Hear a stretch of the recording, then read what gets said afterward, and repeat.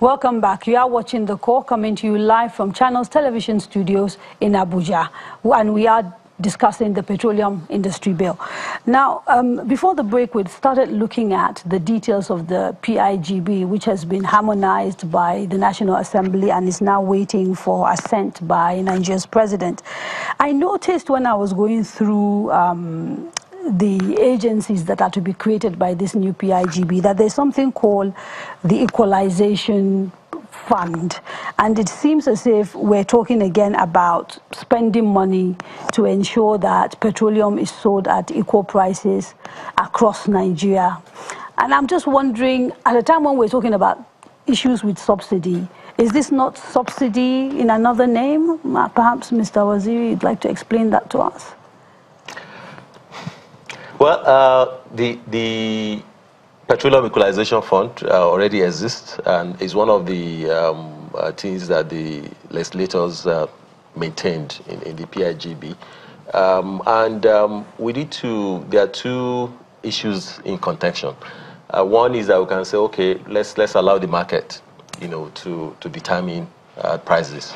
The other thing is also you don't also want to create too many countries in one. But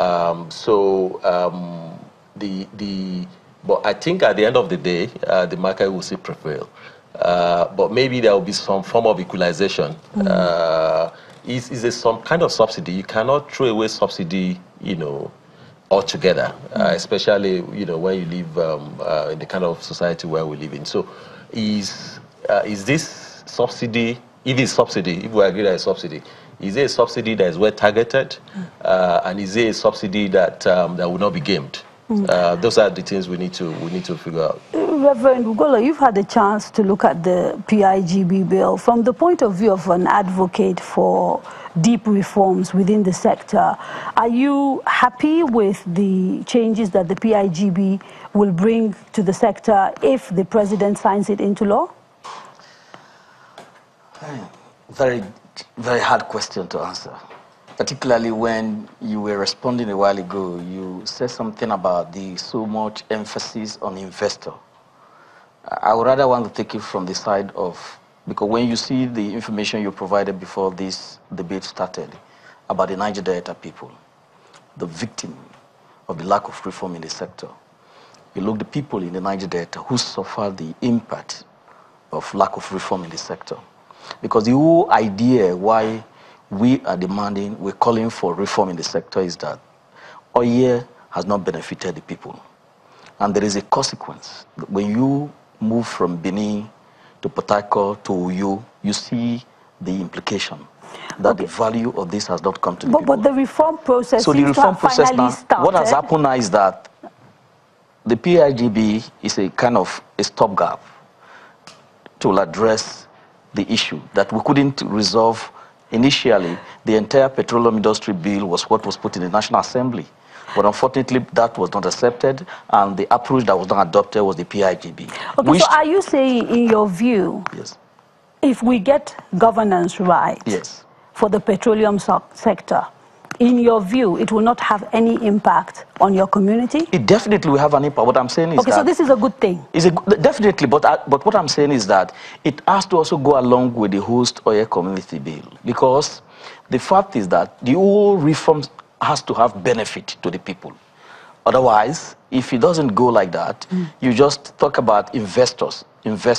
I'm sure that investors would like to have an environment to bring their investment into the country. And so that's why some of us are saying that as we are tackling, as we are appealing to the president to assent to the current PIGB, the National Assembly, the same effort they have put into the PIGB, they also should put it in the host community bill, because it's very fundamental. They need to go simultaneously. Otherwise, you probably will just take one decision and one will affect it not working the way you would have expected. Okay, and I want us to find time to discuss the other three bills and what they mean. But before we sort of round up on the PIGB, what are the feelers that you're getting from the presidency regarding their attitude to the PIGB now that both houses have harmonized it and they've said we've done our work, it needs to move to the next stage? I think for purposes of clarification, Kadria, let me put it straight. that as I speak to you, we have only concluded the legislative work on the PIGB. Legislative processes have been concluded. Okay. Harmonization concluded. It's like the National Assembly has passed at the legislative level. Okay, you've not physically what is happening now, the administrative aspect of transmission of the bill to the president is now in process. How long will it take? That will not take more than a couple of days. I expect in the next 1-2 weeks it will get to the president. And I want to believe, based on the little knowledge I have of the president I have in the country, President Muhammadu Buhari, who also has come from a background of reform, trying to reform the country in virtually every sector, the PIGB will attract his very favorable response. I want to believe, even subject to discussions and interactions we have had with some of the pillars of government at the party level, sometimes at the executive legislature relationship, I want to believe Mr. President will dispose very favorably to the Petroleum Industry Governance Bill. Quickly, yes.